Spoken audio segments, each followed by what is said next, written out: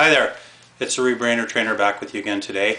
Again, this is cognitive exercises, and it's good for anyone with any sort of learning problem, learning disability, ADD, ADHD, brain injury, stroke, drug-addled impairment, any sort of thing like that. So this is a way to fix your brain, fix the brain of someone you care about, actually getting at the core problem rather than treating the symptoms like Sylvan and so many other programs do.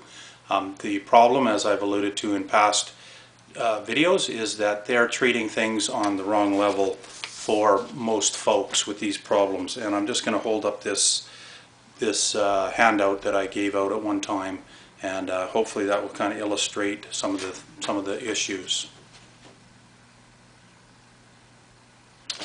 So what the thing is most of them deal with the specialized achievement or academic level learning, and that's the wrong area. Where you need to work at is the level below that, the core cognitive thinking program or processes. Those are things like processing speed, working memory, both auditory and visual, and they're different. And lots of people with learning disabilities have one maybe, but not the other. And people can seem very inattentive when you're talking to them. They may have an auditory issue with their working memory. So I just thought I'd touch on working memory for a little bit here because it's highly correlated with intelligence in general. So what working memory is the ability to retain a number of little items in your mind while you're thinking about sort of the bigger picture. So typical working memory, there's different things in academia about it, but it's generally acknowledged to be 7 items is average. So a telephone number correlates to that 7 item number very well because it usually has seven numbers.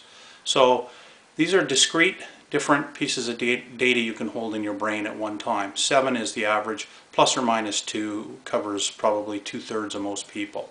If you can't retain that number, either auditorily, like by sound, or visually, you're probably going to have some sort of learning issue, learning problem, or you might be pegged as a slow learner or just have some general issues around it.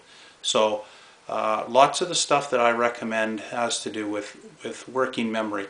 If you can build up your working memory or the person that you care about, their working memory, and then work on some of the other issues, you're probably going to be a lot more successful because working memory is a really key component of learning. So having said that, I'm more touching today on what are some of the design elements from all the research that I've done across these various programs that seem to be successful.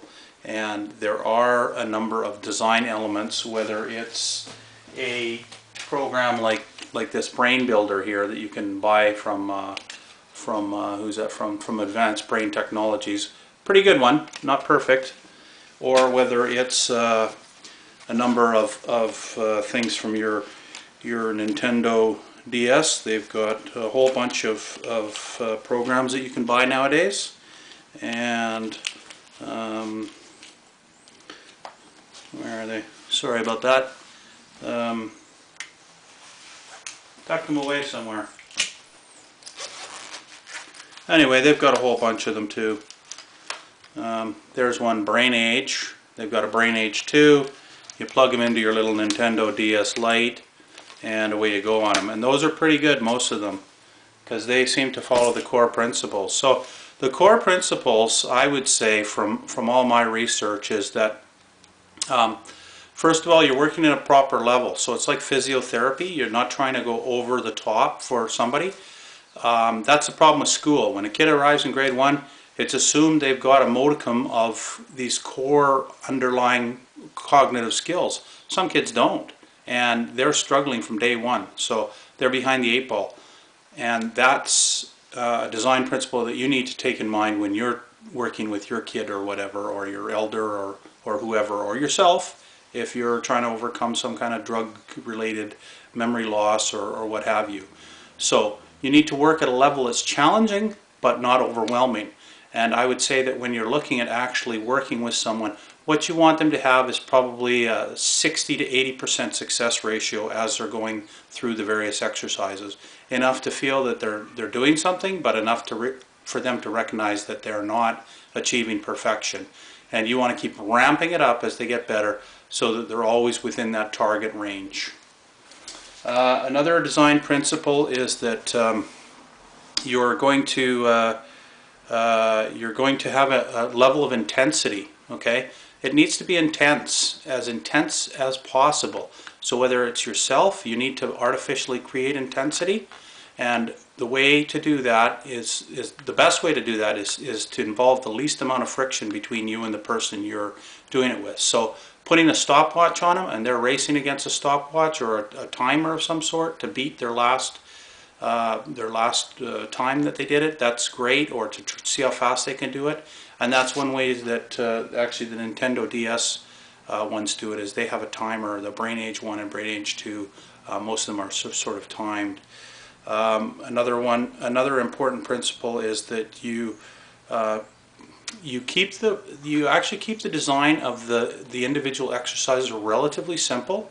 Okay, so they're not complex in themselves, but there's a kind of a layering effect that you can keep adding to it. So I could ask you, for instance, as Brain Age 1 or 2 does, to add various numbers to the last number that you heard. So or in their case, it's a visual situation. So if I say 2, 3, then you're to add and give me an output number of 5.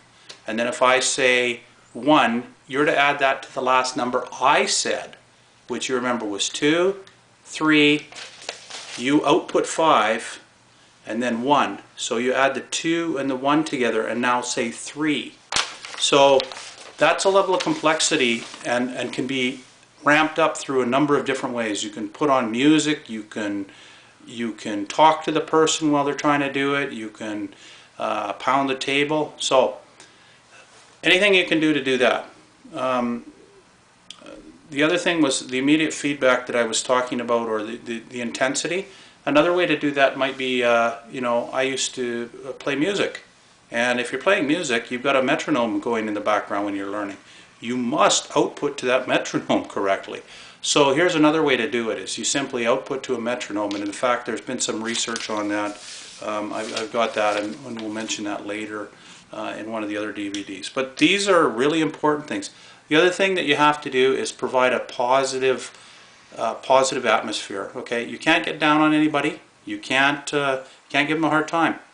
But you've got to demand their best at the same time. So keep it positive, keep it upbeat, but give them positive feedback. Now that's not to say you tell them every time, oh, you're doing wonderfully, because you know what, kids become pretty inured to that pretty quickly, and they know, hey, I did crappy today, and my parents tell me I did wonderful. So keep it real, as real as you can, but give them some positive feedback. So even if they're not having a good day, say, hey, you did good on this X, Y, and Z. Be as specific as possible. Yes, you weren't so good overall, but on this one you did well. So, make sure there's positive feedback. The brain responds to positive feedback, so that's important. So those are some really, really important design principles. You've got to have the intensity. You've got to be able to add a level of layering or complexity to it, and you've got to keep it positive, keep it real. I guess those are probably the most important elements. Oh yeah, and keep it at an appropriate level. So you can't ask someone to hurdle 20 yards when they can only really jump 1 foot right now. You want them to jump 1 foot and 1 inch. That's what you're seeking at this time. And then when they can do that, then you're looking for 1 foot and 3 inches sort of thing. Always just a little bit beyond the comfortable grasp of what they can do. That's how the brain grows. That's how the synapses expand and all that sort of good stuff. So those are probably the most important design elements I've seen across a variety of programs. And I'll talk later about some of the different programs and maybe some of their positive attributes and some of their failings in that regard. Okay, signing off for today. That's it. Thanks. Bye.